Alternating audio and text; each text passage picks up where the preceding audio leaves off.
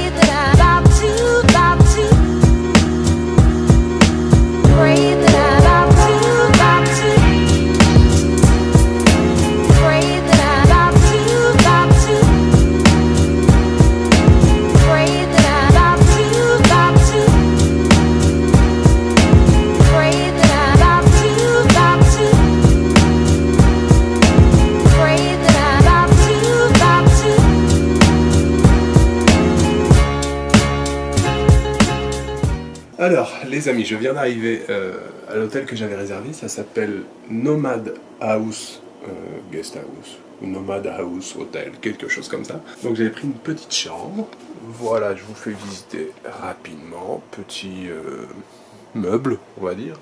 Voilà, il y a la clim et le lit, voilà, c'est relativement dépouillé, simple on va dire, mais c'est bien, c'est sympathique, c'est cosy. Et puis il y a une belle maison ici, là, tout en bois à l'intérieur. Il y a les espaces communs, c'est plutôt chouette. En fait, il n'y a que 2 chambres, il y a une chambre double que j'ai pris, il y a une chambre simple en bas, et puis sinon il y a des dortoirs. Les sanitaires c'est à l'extérieur, je vous montrerai tout à l'heure en descendant. Il est déjà 3h30, le proprio était un peu à la bourre, il a fallu que je l'attende, il est déjà 3h30. Alors, je vous ai dit, il y a pas mal de choses ici à voir, surtout historiques. Il y a pas mal de choses qui se trouvent en dehors de Gwangju, mais il y a aussi des sites qui sont à l'intérieur de la ville et qui sont tout près de l'hôtel en fait ici. Donc évidemment, il est déjà 3h30, donc aujourd'hui je reste comme ça, tranquille, dans la petite ville de Gwangju, je marche, je découvre un petit peu, et puis demain il y aura une exploration, enfin les 3 jours à venir, ça sera exploration. Tous les sites normalement sont accessibles en bus, s'il n'y a pas de grève. Voilà le programme pour les jours à venir. Par contre, j'ai plus d'argent du tout. Il me reste que des pièces. Voilà, je viens de payer l'hôtel. En fait, j'avais juste ce qu'il fallait. Il me reste 500 won. 500 won, j'ai même pas de quoi m'acheter une canette de café. Donc il faut tout de suite que je trouve un distributeur pour retirer de l'argent. Et puis c'est parti, petite balade de fin d'après-midi.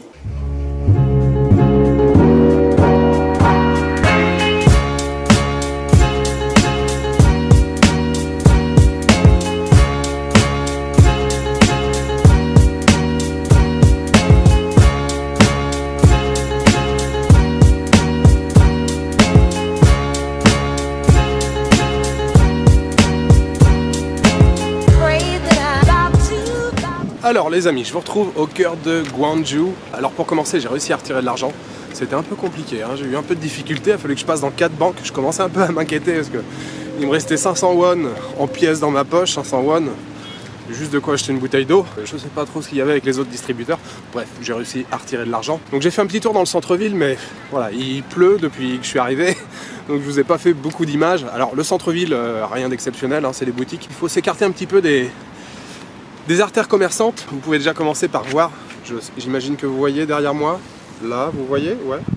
Il y a des gros tas de terre, en fait, c'est pas des... Bon, c'est des tas de terre si vous voulez, mais ce sont des anciens tombeaux qu'on appelle des tumuli.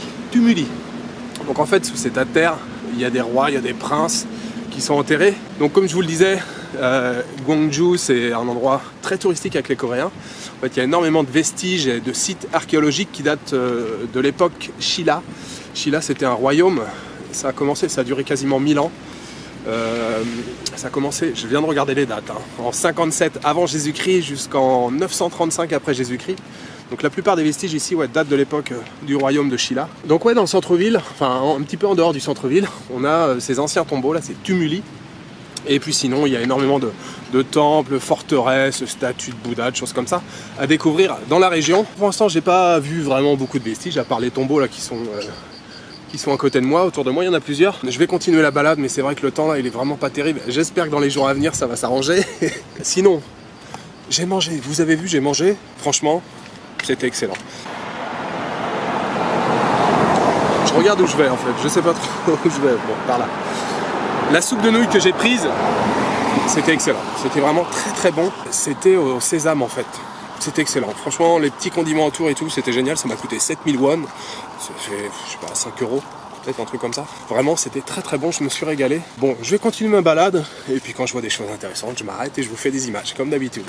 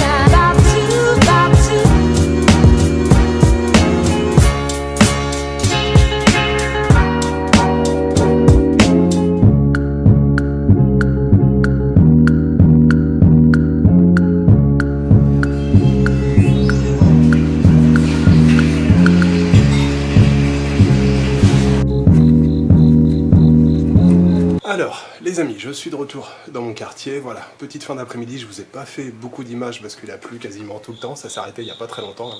Petit dîner ce soir dans un petit restaurant tenu par deux petites grand-mères, très très bon, soupe au bœuf, pas de nouilles mais que des petits morceaux de bœuf, avec bien sûr plein de petits condiments à côté, oui, cet après-midi.